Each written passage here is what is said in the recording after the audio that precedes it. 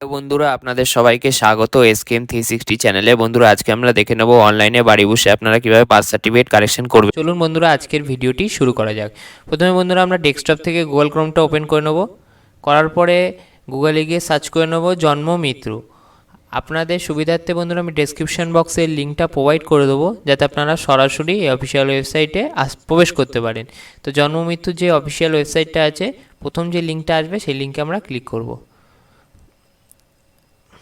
তো বন্ধুরা আপনার সামনে কিন্তু এরকম একটি অফিসিয়াল লিঙ্ক ওপেন হবে। এখান থেকে আমরা সিটিএন সার্ভিসে গিয়ে বার্থে গিয়ে এখান থেকে স্ক্রল ডাউন করে নিচে গিয়ে এখানে দেখুন বার্থ সার্টিফিকেট কারেকশান, এখানে আমরা ক্লিক করে নেব। ক্লিক করে নেওয়ার সাথে সাথে এখানে দেখুন এন্টার ইওর সার্টিফিকেট নাম্বার। এখানে আপনাকে কিন্তু আপনার সার্টিফিকেট নাম্বারটা এন্টার করতে হবে বন্ধুরা। দেন বন্ধুরা সার্টিফিকেট নাম্বারটি এখানে বসিয়ে এখানে গেট ওটিপি অপশানে ক্লিক করব। গেট ওটিপিতে ক্লিক করার সাথে সাথে এই সার্টিফিকেটের সাথে আপনার যে রেজিস্টার্ড মোবাইল নাম্বারটা থাকবে, সেই রেজিস্টার্ড মোবাইল নাম্বারে কিন্তু একটি ওটিপি প্রোভাইড করা হবে বন্ধুরা। তো সেই ওটিপিটি এখানে প্রোভাইড করে দেবেন বন্ধুরা।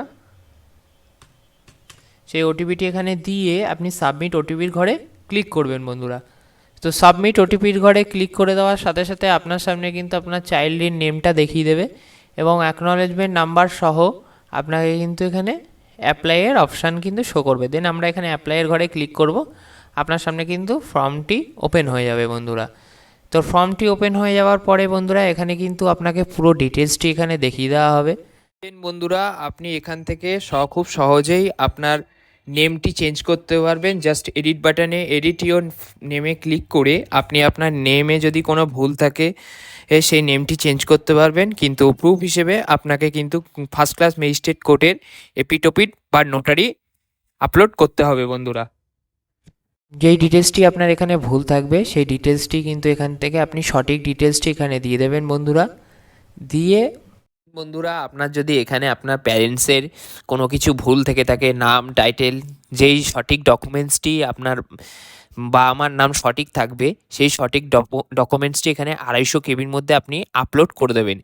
এখানে আপলোড করতে হবে অ্যাড্রেসের ক্ষেত্রে কিন্তু বন্ধুরা আপনার কাছে কোনো প্রুফই লাগছে না, কারণ এখানে কিন্তু আপনি যখন ফাদার বা মায়ের যে ডিটেলস তথ্যটি ঠিক করবেন, আপনি আধার কার্ড ভোটার কার্ড যখন এখানে আপলোড করবেন, সেক্ষেত্রে কিন্তু আপনার ওখান থেকে অ্যাড্রেসটা অটোমেটিকই এখান থেকে নিয়ে নেবে, যার ফলে আপনাকে কিন্তু অ্যাড্রেসের ক্ষেত্রে কোনো প্রমাণ দিতে হবে না বন্ধুরা।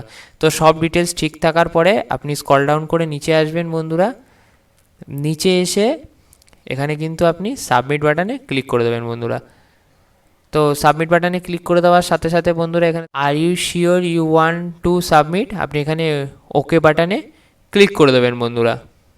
দেন ওকে বাটনে ক্লিক করে দেওয়ার সাথে ডাটা সেভ সাকসেসফুলি এরকম একটি অপশান চলে আসবে এবং আপনার রেজিস্টার্ড মোবাইল নাম্বারেও কিন্তু মেসেজ চলে যাবে বন্ধুরা। তো বন্ধুরা আপনার রেজিস্টার্ড মোবাইল নাম্বারেও কিন্তু মেসেজ চলে যাবে।